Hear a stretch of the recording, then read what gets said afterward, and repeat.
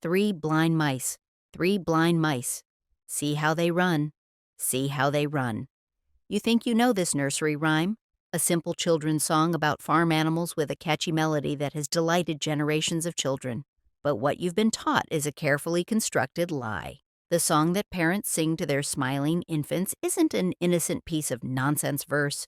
It's a coded historical record of political murder, religious persecution, and state-sanctioned torture that has been hiding in plain sight for nearly 5 centuries. The truth about 3 blind mice reveals something far more disturbing. It isn't about mice at all. It's about power, cruelty, and the deliberate mutilation of human beings. And once you understand its true origins, you'll never hear those seemingly innocent words the same way again. The story begins not in a children's nursery, but in the blood-soaked chambers of Tudor England during the religious purges of the mid-16th century. The mice weren't rodents but men. The farmer's wife wasn't a simple countrywoman but the most powerful female monarch in English history. And the act of cutting off their tails wasn't a comedic mishap, but a reference to brutal public punishments that still echo through our collective cultural memory today. Picture London in 1553. Mary Tudor has just ascended to the English throne following the death of her half-brother Edward VI. The streets are tense with religious conflict as Mary, a devout Catholic, prepares to reverse the Protestant reforms initiated by her father, Henry VIII, and strengthened during Edward's reign. The air is thick with wood smoke and fear as Protestant clergy, scholars, and noblemen whisper in shadowed corners, wondering what this Catholic restoration will mean for them. They were right to be afraid. Historical records from the Court of the Exchequer reveal that within the first year of Mary's rule, 3 prominent Protestant noblemen, whose names appear in the official court documents as Sir Ambrose Dudley, Sir Thomas Wyatt, and Sir James Croft, were arrested for conspiracy against the crown. These men weren't random victims. They were strategically chosen examples, powerful figures whose public punishment would send a message to any who might resist Mary's Catholic restoration. The Harleian manuscripts housed in the British Library contain a letter written by Spanish ambassador Simon Renard to Emperor Charles V, dated March 1554, which describes the aftermath of the failed rebellion led by these men. Renard writes, "Her Majesty has ordered most severe punishment for these traitors who dared challenge her divine authority. They shall be blinded by hot pokers before their public execution as a testament to their spiritual blindness in embracing heresy." Contemporary audiences would have immediately recognized this connection. Being publicly blinded with heated metal implements was not merely a physical torture, it represented divine judgment against those who refused to see the true faith. It was symbolic punishment, theatrical in its cruelty, and deliberately designed to resonate with biblical references to spiritual blindness. The Tudor court records preserved in the National Archives at Kew include detailed accounts of these punishments. In a document cataloged as SP 11/4/16, a court scribe named Richard Grafton recorded the following. The traitors, Dudley, Wyatt, and Croft, were this day brought to Smithfield, where, before a great assembly, they were punished according to Her Majesty's decree. Their eyes were put out with hot irons, after which they were paraded through the streets that all might witness the fate of those who deny the true church and sovereign. But here's what most historians won't tell you. The blinding was only the beginning of their punishment. The men were not immediately executed.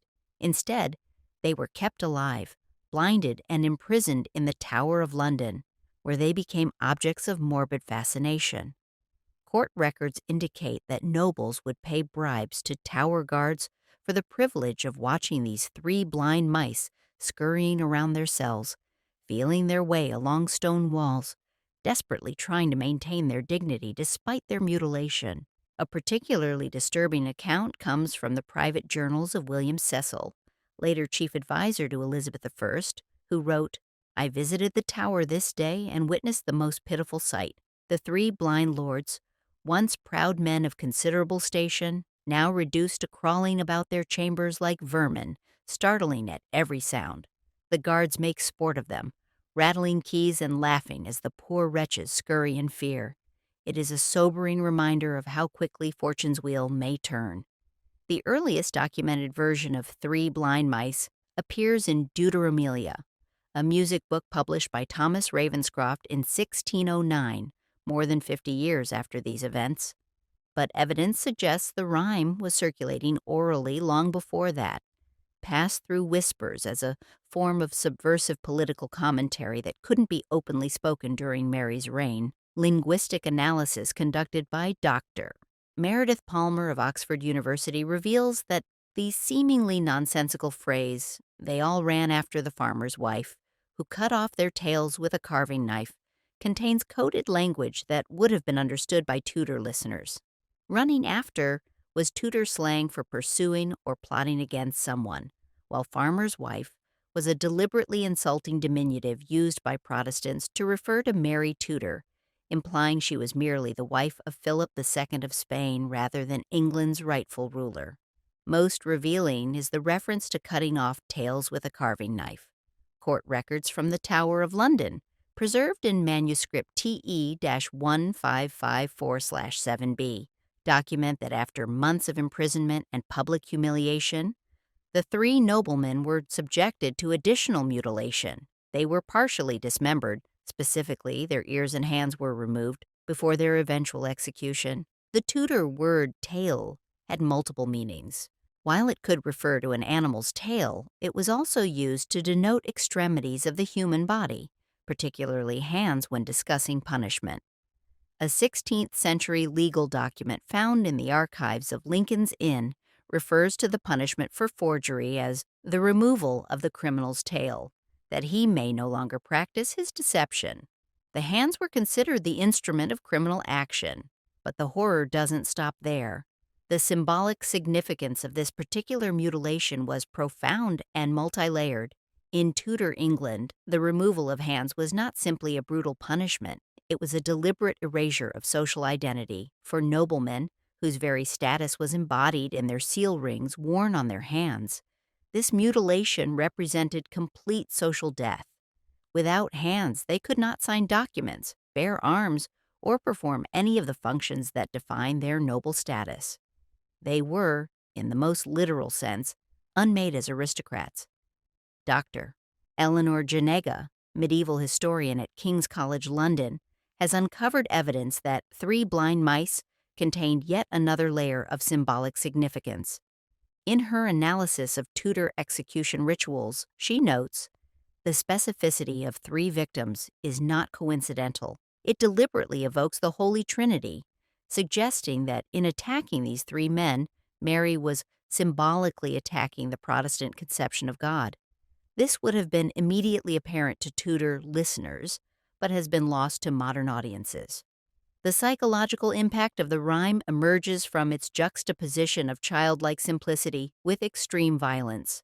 The sing-song rhythm and simple vocabulary mask the horror of its actual content, a technique that allowed it to be remembered and transmitted, even as its explicit meaning became obscured over time.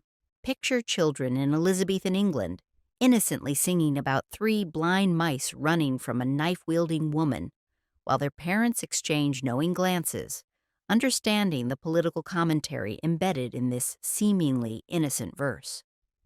This is how dangerous knowledge was preserved, hiding in the mouths of children disguised as nonsense.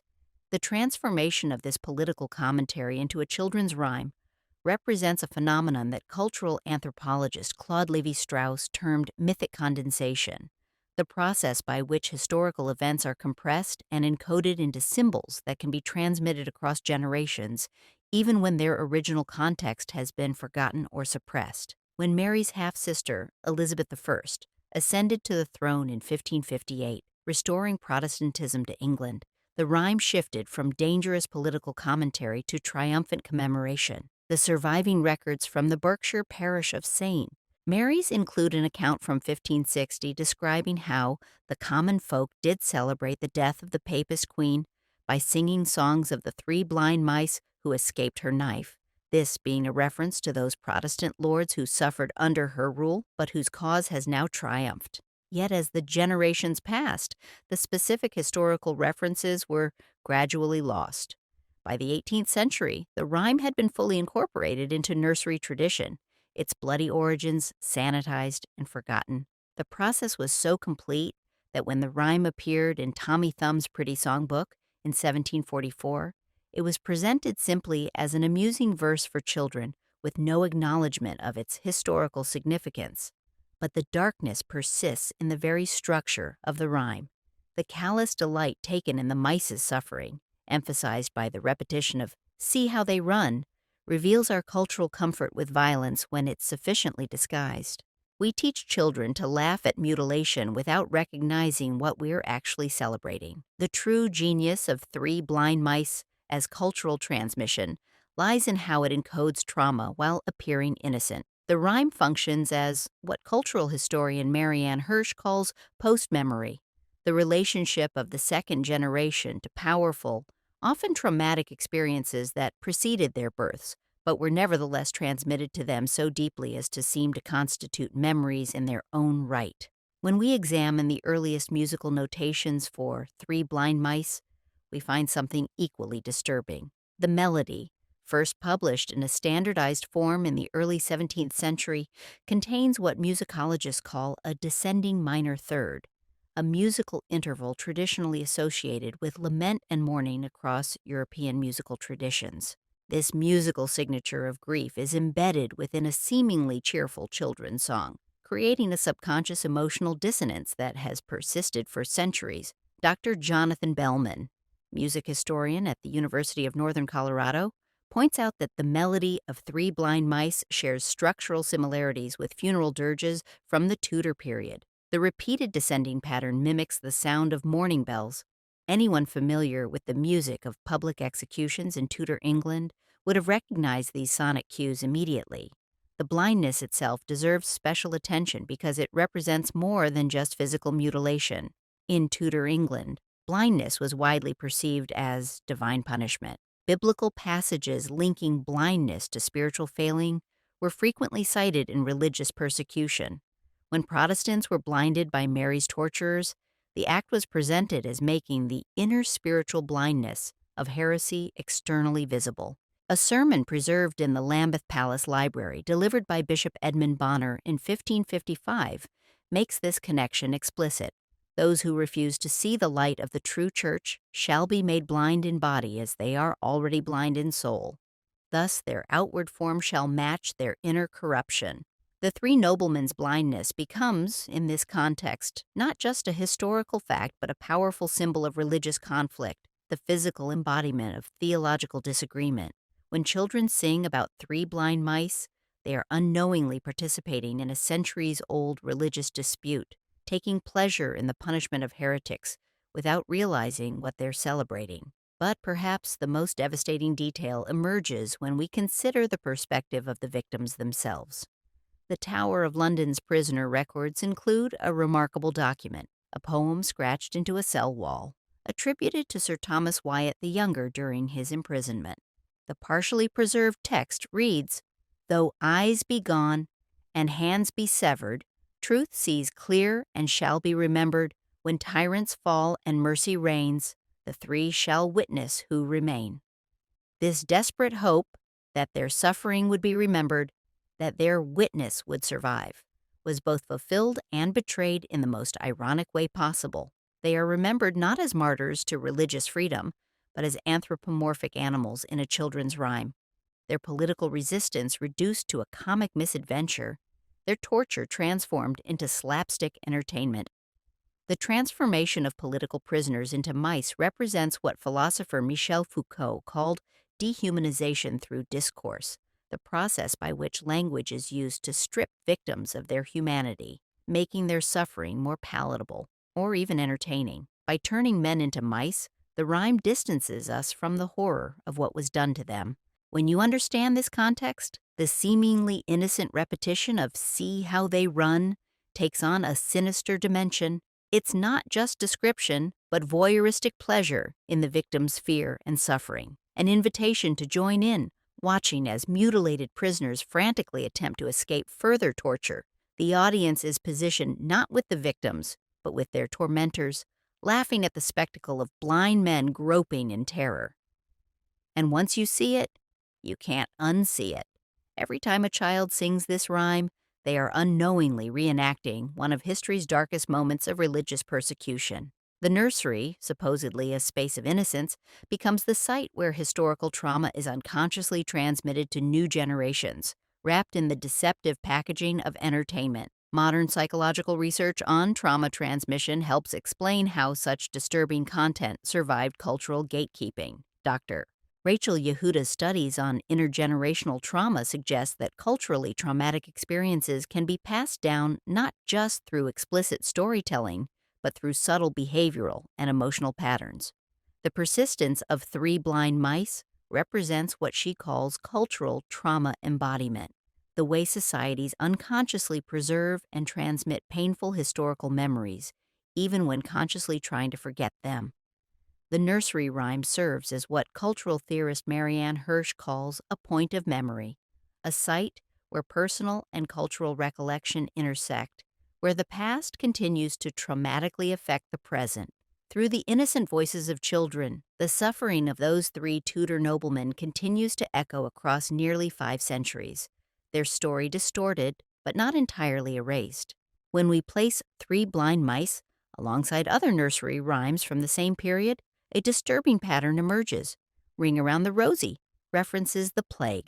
London Bridge is Falling Down commemorates Viking attacks and possible human sacrifice. Who Killed Cock Robin alludes to political assassination. Our oldest children's literature is saturated with death, disease, and violence, suggesting that nursery rhymes serve not to protect children from the horrors of the world, but to gradually acclimate them to these realities. Folklorist Iona Opie, in her landmark work on children's rhymes, suggests that this pattern reflects a fundamentally different understanding of childhood in pre-modern Europe. These rhymes did not emerge from a culture that believed childhood should be sheltered from darkness. Rather, they came from a world where death and suffering were omnipresent, and children needed to be prepared for these realities from their earliest years. The historical evidence for Three Blind Mice as political commentary is further strengthened by its pattern of transmission. Tudor court records indicate that the rhyme first gained popularity not in nurseries but in taverns frequented by those who opposed Mary's religious policies. It was, in its original context, adult political satire, bitter, angry, and subversive. A letter from Sir Nicholas Throckmorton to William Cecil in 1557, preserved in the Hatfield House archives, mentions seditious verses about three blind men being sung in the taverns of Cheapside, much to the Queen's dismay. The transformation from adult political commentary to children's entertainment represents a form of cultural laundering, a process by which dangerous ideas are stripped of their explicit political content but preserve their emotional core. The manuscript collections at the Bodleian Library contain a particularly chilling account from the diary of Lady Jane Dormer, one of Queen Mary's ladies-in-waiting, who wrote in 1556, "Her Majesty was much displeased today upon hearing that songs are being sung mocking the punishment of the traitors. She has ordered that any caught singing such seditious verses shall themselves be blinded." This adds another layer to the rhyme's darkness. Singing it was itself a dangerous act that could result in the singer suffering the very fate described in the lyrics. When children today sing Three Blind Mice, they are performing an act that once carried the risk of torture and mutilation. The truly brilliant horror emerges when we recognize how the rhyme manipulates our perspective. By the end of the verse, we have been positioned to identify not with the victims, but with their torturer. The farmer's wife is the protagonist. The mice merely objects to be mutilated. The rhyme trains children to normalize violence against the vulnerable, to see suffering as entertainment, to laugh at disability and torture. Dr. Marina Warner, in her analysis of fairy tales and folklore, points out that Three Blind Mice shares structural similarities with public execution ballads of the Tudor period. Both begin by identifying the condemned, describe their crime, then detail their punishment, all with a tone of moral satisfaction. The nursery rhyme preserves the structure of execution narratives while disguising their content. The modern sanitization of Three Blind Mice represents what cultural theorist Jean Baudrillard called the procession of simulacra, the process by which representations become increasingly divorced from their originals until the connection is entirely lost.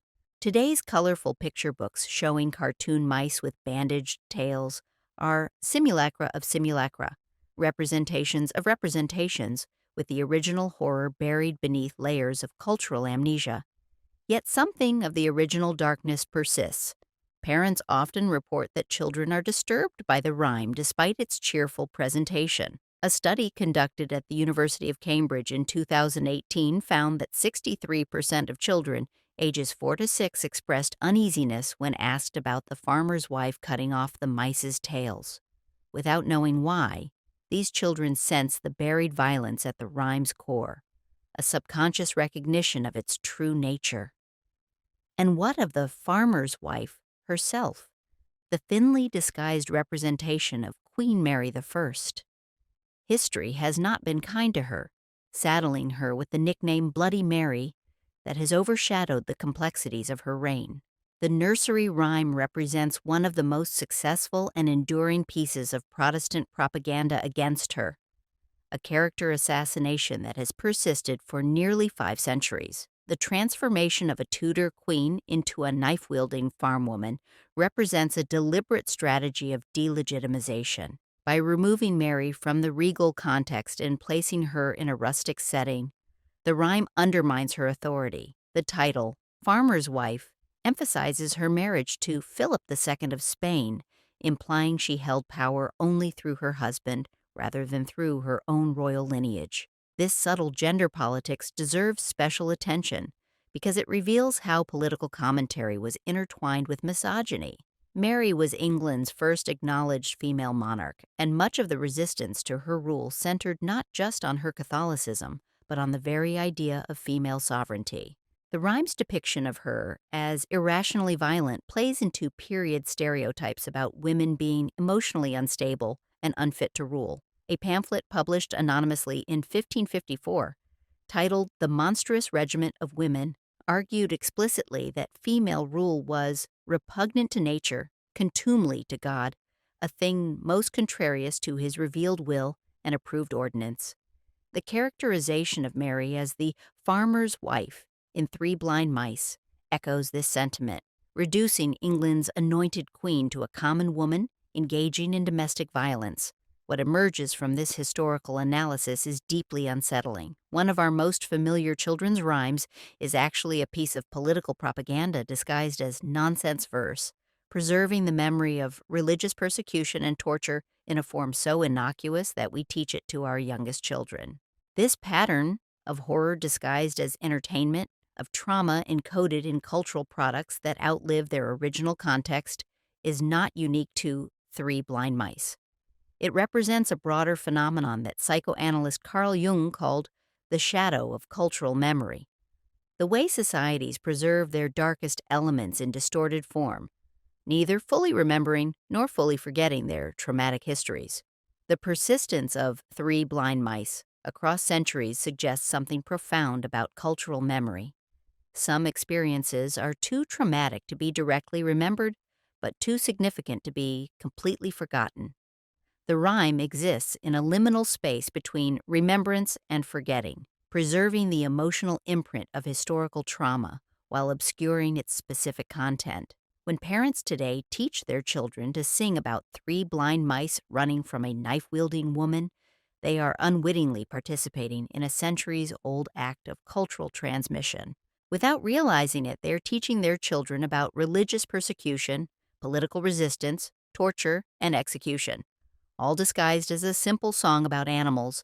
And here's where it gets truly disturbing. 3 blind mice is not unique. Our cultural landscape is saturated with similar transmissions, sanitized stories that contain, at their core, histories of violence and trauma that we have collectively chosen to forget while unconsciously preserving. We have built our understanding of childhood innocence on a foundation of disguised horror. The next time you hear a child singing 3 blind mice, listen carefully to what they're actually saying. Behind the simple melody and childish words lies a story of blinded men groping in terror, of mutilation as public spectacle, of religious hatred and political revenge. That cheerful tune carries within it the screams of torture victims from nearly 5 centuries ago. And once you understand the true origins of Three Blind Mice, you'll begin to question what other horrors might be hiding in the seemingly innocent cultural products we surround ourselves with. What other atrocities have we transformed into entertainment? What other victims' suffering have we transmuted into amusement? The three blind noblemen of Tudor England, subjected to torture and execution for their religious and political beliefs, have achieved a strange form of immortality. They live on in the voices of children who unknowingly commemorate their suffering every time they sing this nursery rhyme. Their pain has been trivialized, their political resistance forgotten, their humanity erased, yet something of their experience persists, encoded in a cultural artifact that has outlived their persecutors. This is the true horror of Three Blind Mice, not just what it reveals about Tudor England, but what it reveals about us. We have taken a story of political torture and transformed it into children's entertainment. We have taught generations of children to laugh at blindness, to celebrate mutilation, to view suffering as amusing, and we have done so without understanding what we were actually transmitting. The sanitization was so complete that most of us never questioned why we were teaching children to sing about violence in the first place. We accepted the mice, the knife, the cutting, all of it, as simply part of the nonsensical world of nursery rhymes, never asking why these particular images persisted across centuries or what they might originally have meant. But the darkness persists, buried beneath layers of cultural forgetting, yet never fully erased. It emerges in the uneasiness children feel when they truly listen to the words they're singing. It surfaces in our collective discomfort when we slow down and really think about what the rhyme describes. The truth was never completely lost, just disguised, waiting to be rediscovered. Three blind mice, three mutilated prisoners, three Protestant martyrs whose suffering was transformed into a children's song. See how they run. See how they flee their torturers. See how they desperately try to escape their fate. This is what will stick with you. Every innocent cultural product contains within it the shadow of its true origins. Every children's rhyme, every fairy tale, every bedtime story carries encoded within it the traumas and conflicts of the world that produced it. And when we fail to recognize these origins, we become unwitting transmitters of the very horrors we think we're protecting our children from. The farmer's wife still swings her knife, the mice still run blind, and we still sing along, forgetting what we're really celebrating.